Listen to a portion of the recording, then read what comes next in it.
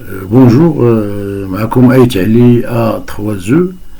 اليوم غادي نتكلموا على l'énergie solaire thermique. Tuto numéro 1, implantation des capteurs solaires. Bien sûr, le tuto se forme de deux petites parties. La première partie, le solaire en général, la puissance du soleil, le parcours des rayonnements solaires depuis le soleil jusqu'à la Terre. On va aussi parler de repérage d'un site sur la planète Terre. Alors, bien sûr, le soleil, c'est une source d'énergie renouvelable. L'énergie renouvelable, on doit en profiter pour qu'il soit utilisé, donc pour aboutir à une énergie utile. Tout ça, c'est à travers une technologie énergie renouvelable. Alors, à partir du soleil, on peut avoir de la chaleur basse température avec la technologie des capteurs thermiques normales. On peut avoir aussi de la chaleur haute température avec des concentrateurs paraboliques, type qu'on a sur le site Nord 1 pour la production d'électricité. Donc c'est des concentrateurs qui peuvent être paraboliques ou peuvent être avec des miroirs de Fresnel ou autres types de concentrateurs. Alors avec l'énergie solaire aussi, ou avec le soleil, on peut aussi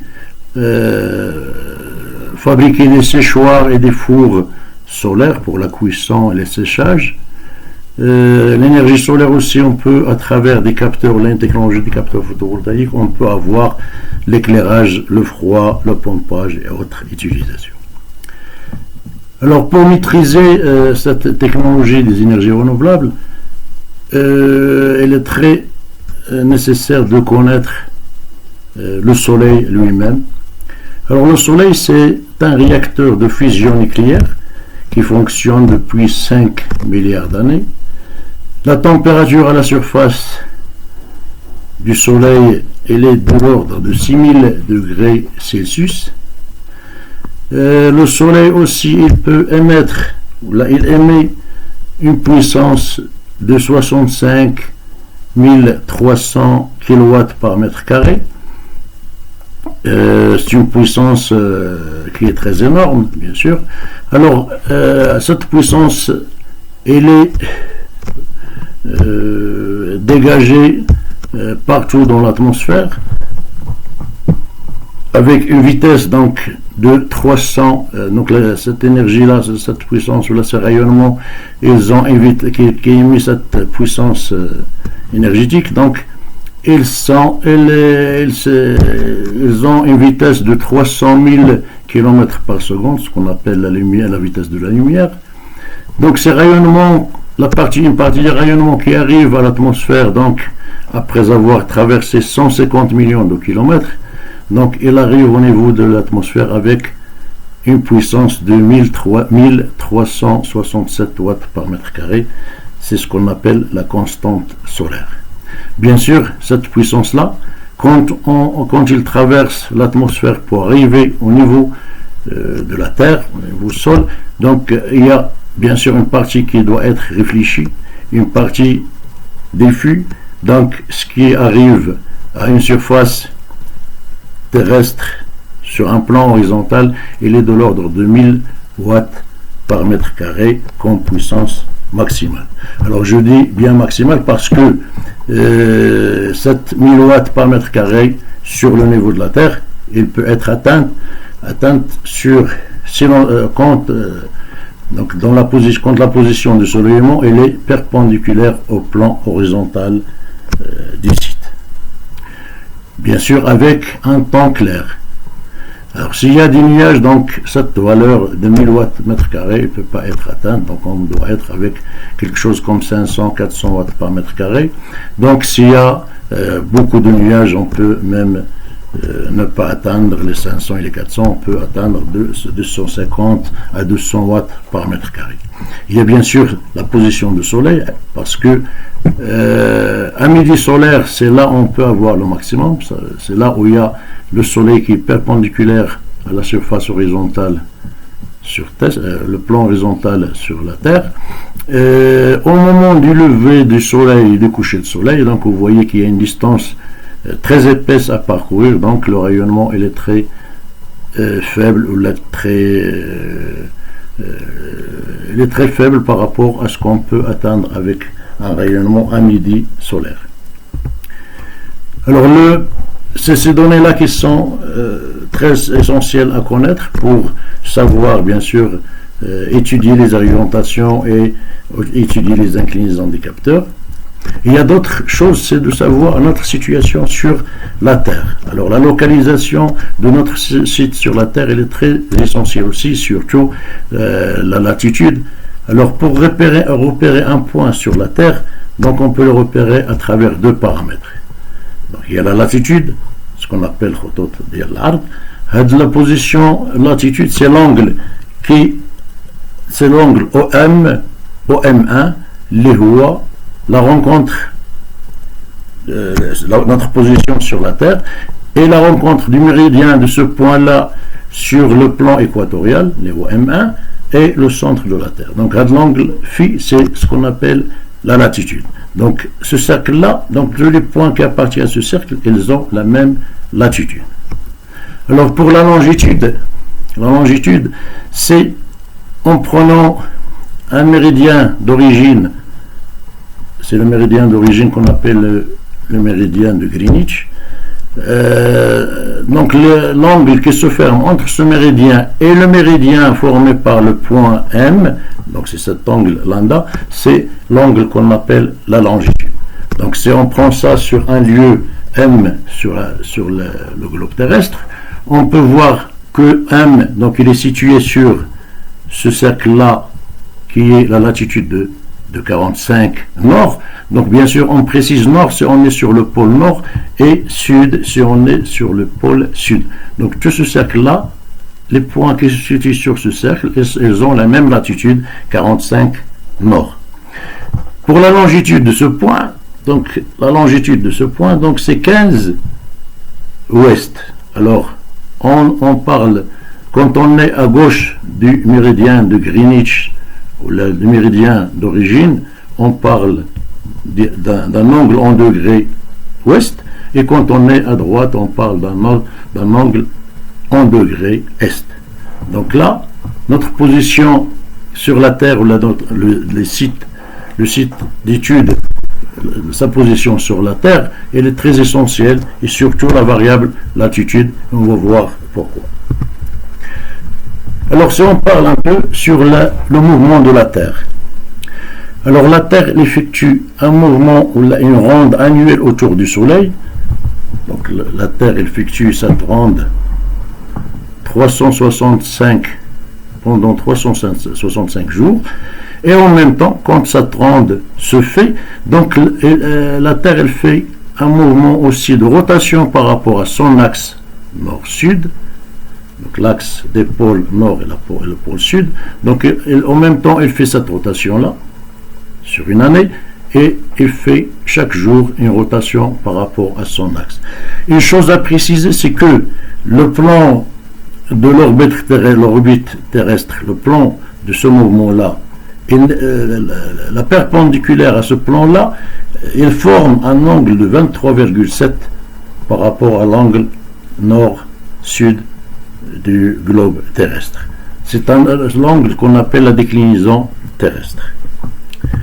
Alors si vous voyez sur cette image, il est un peu clair, c'est qu'il y a un plan écliptique, donc le plan écliptique, auquel la direction de l'orbite, donc l'orbite c'est la direction de l'orbite terrestre, donc on voit que la perpendiculaire à cette orbite là forme un angle de 23,7 par rapport au nord, au pôle nord, à l'axe pôle nord, pôle sud.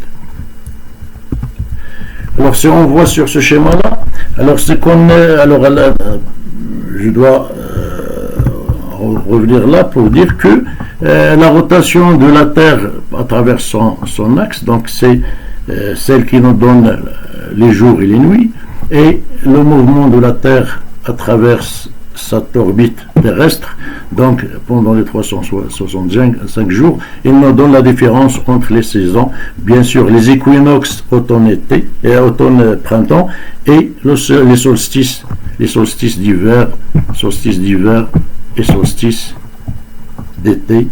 Là, c'est les équinoxes, automne et printemps. Alors, de la position de la Terre, là, on parle pendant la période du printemps ou l'automne, on parle des équinoxes. Alors, l'équinoxe printemps et automne, donc le printemps c'est 25 mars et l'automne c'est 21 septembre. Donc, à midi, on sait bien que l'ensoleillement, le soleil, le rayonnement solaire, ils sont perpendiculaires à la tangentielle à l'équateur. Donc, à cette ligne d'équateur. Donc, cet angle-là, donc, quand on parle d'un point sur l'équateur, donc, sur ce point à l'équateur, donc, c'est la latitude 0. Donc, là, on est à latitude 0. Alors, si on parle d'un point, on veut savoir la hauteur du soleil par rapport à un point sur une latitude L, sur le globe terrestre. Alors la latitude sur le point L, on doit prendre cette parallèle-là pour savoir la hauteur solaire. La hauteur solaire, donc la hauteur solaire, c'est 90 degrés, c'est donc cet angle de 90, moins bien sûr la latitude du lieu. Donc, quand on fait les équinoxes printemps l'automne, la hauteur du soleil في l'emplacement ديالنا يعني العلو ديال الشمس كي كتبان لنا في العلو ديالها كتكون عندها ان انغل ديال 90 degrés moins la latitude ou l'angle de latitude اللي عندنا هنا. إلا خدينا ليكزومبل كازابلانكا اللي عندنا une latitude de 33,34 غنقولوا à Casablanca à midi غادي يكون عندنا ان هوتور سولير دو 56,66 degrés. دونك الا كنا كنشوفوا الشمس هكذا اميدي غنلقاوها بان كتبان لنا في ان هوتور انغل دو هوتور دو 56 degrés. دونك الا كنا في لي سولستيس ديتي، الا كنا هنا غنرجعوا لهذه الملاحظه باش نقولوا بان هنا في هذه الحاله ديال لي زيكوينوكس نلاحظوا بان في اي منطقه في لاطير في لو بول نور لو جور ايت ايغال لا نوي. Donc, au niveau tropical du cancer, la latitude a dit qu'on a le jour égal à la nuit. Donc, partout dans la Terre, même le pôle sud, on a le jour est égal à la nuit. Donc, la durée du jour et la durée de nuit pendant les équinoxes, ils sont égaux. C'est pour cela qu'on dit les équinoxes, parce qu'ils sont égaux. Nuit et jour, ils sont égaux à travers toute la planète. Alors, quand on parle de solstice d'été, le 21 juin, خصنا نلاحظوا هنا بان كاين واحد لا ديكلينيزون تيرستر بارابور لو بلان ديال لوربيت. دونك هنا كاين عندنا لانكلينيزون ديال 23,27 degrés.